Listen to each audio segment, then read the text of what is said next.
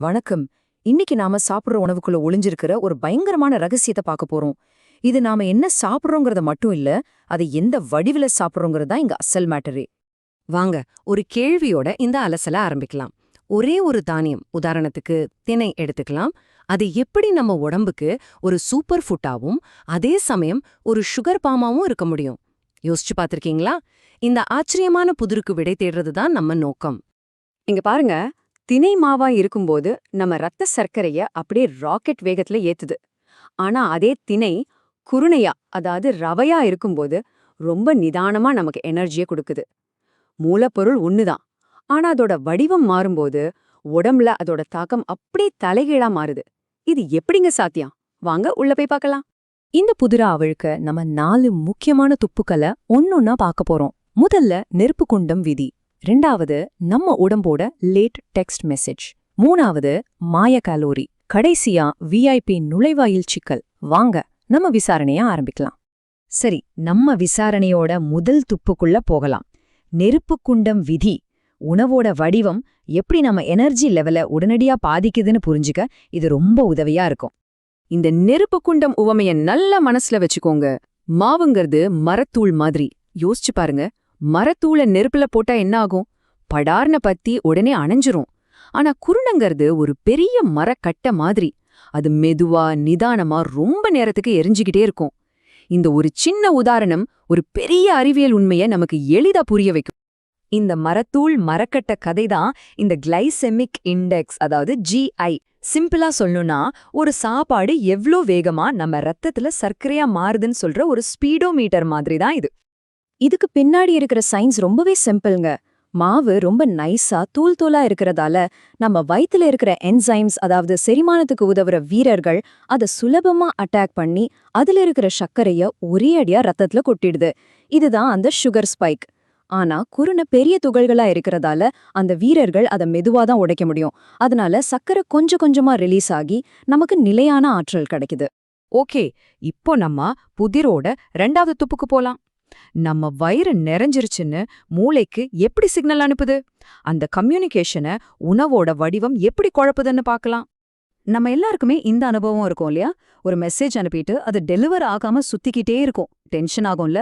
அதே மாதிரி ஒரு தாமதம் நம்ம உடம்புக்குள்ளேயும் நடக்குது. அது என்னன்னு பாப்போமா? நம்ம வயிறு நிறைஞ்சிருச்சுங்கிற ஃபீலிங் அது ஒரு 2 பார்ட் மெசேஜ் மாதிரி. பார்ட் 1, வயிறு கொஞ்சம் பெருசானதும் உடனே வர்ற மெக்கானிக்கல் சிக்னல். ஆனா அசல் மேட்டரே அந்த பார்ட் 2 தான். உணவு குடலுக்கு போனதுக்கு அப்புறமா அங்கிருந்து சில ஹார்மோன்கள் மூளைக்கு மெசேஜ் அனுப்பும். ஆனா இங்கதான் ஒரு சின்ன சிக்கல்.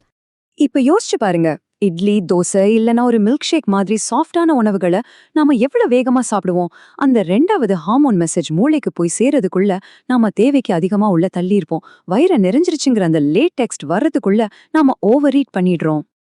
அடுத்தது ரொம்பவே இன்ட்ரெஸ்டிங்கான ஒரு கான்செப்ட். நம்ம மூளையையே ஏமாத்துற மாயை கலோரி.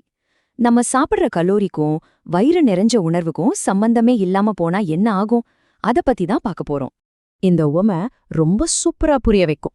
மென்னு சாப்பிடுறது ஒவ்வொரு நோட்டா எண்ணி காசு கொடுக்கற மாதிரி. எவ்ளோ செலவாகுதுன்னு நமக்கு நல்லா தெரியும்.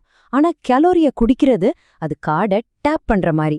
அக்கவுண்ட்ல இருந்து பணம் போறதே நமக்கு ஃபீல் ஆகாது. நம்ம மூளையும் அப்படிதான் ஏமாறுது. இந்த சாட்டை பாருங்களேன், விஷயம் பளிச்சுன்னு புரியும். ஒரே அளவு கேலரி உள்ள திட உணவும் திரவ உணவும் எடுத்துக்கிட்டா, திட உணவு கொடுக்கற அந்த வயிறு நிறைஞ்ச ஃபீலிங் எங்கேயோ இருக்கு. திரவ உணவுகள் அந்த உணர்வை ரொம்ப ரொம்ப கம்மியா தான் கொடுக்குது.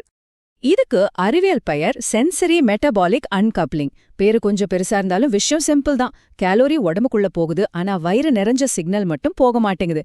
அதனாலதான் இதுக்கு பேரு மாயை கலோரி. நம்ம கண்ணுல மண்ணை தூவிட்டு போயிடுது. சரி, இப்போ நம்ம புதிரோட கடைசி ஆனா ரொம்ப முக்கியமான துப்புக்கு வந்திருக்கோம்.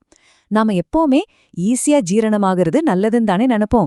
ஆனா சில சமயம் அதுவே நமக்கு வில்லனா அமையலாம். எப்படின்னு பாப்போமா? இந்த ஓமைய யோசிச்சு பாருங்க. மாவு நம்ம ரத்தத்துல சர்க்கரைக்கு ஒரு விஐபி என்ட்ரன்ஸ் பாஸ் கொடுத்து, வாங்க பாஸ், நீங்க நேரா உள்ள போகலான்னு சொல்லுது. எந்த செக்கிங்கும் கிடையாது. ஆனா குருணை அப்படி இல்ல. அது சர்க்கரைய ஒரு பெரிய கியூல நிக்க வச்சு செக்யூரிட்டி செக் எல்லாம் முடிச்சு மெதுவாதான் உள்ள விடும். நம்ம உடம்புக்கு இந்த செக்யூரிட்டி லைன் ரொம்ப ரொம்ப முக்கியம். இந்த மெதுவான கொஞ்சம் கஷ்டப்பட்டு நடக்கிற செரிமானத்துக்கு பேரு தான் ஊட்டச்சத்து உராய்வு. ஆமாங்க, சாப்பாடு ஜீரணமாக கொஞ்சம் உராய்வு தேவை. அதுதான் நம்ம மெட்டபாலிசத்தை ஆரோக்கியமா வச்சுக்கும். இங்க பாருங்க வித்தியாசம் எவ்ளோ பெருசுன்னு. மாவு மாதிரி உணவுகள் நம்ம சிஸ்டத்துக்குள்ள ஒரு சக்கரை வெள்ளத்தையே உருவாக்குது. உடனே இன்சுலின் எகுறும், உடம்புக்கு பயங்கரமான ஸ்ட்ரெஸ். ஆனா குருணமாரி உணவுகள் சர்க்கரைய ஒரு டிராஃபிக் போலீஸ் மாதிரி கண்ட்ரோல் பண்ணி கொஞ்சம் கொஞ்சமா அனுப்புது. இது நம்ம உடம்புக்கு ரொம்பவே நல்லது. ஓகே, இப்ப நம்ம கிட்ட 4 துப்புகளும் இருக்கு. நெருப்பு குண்டம், லேட்டெக்ஸ்ட், மாயை கேலரி, விஐபி என்ட்ரன்ஸ்.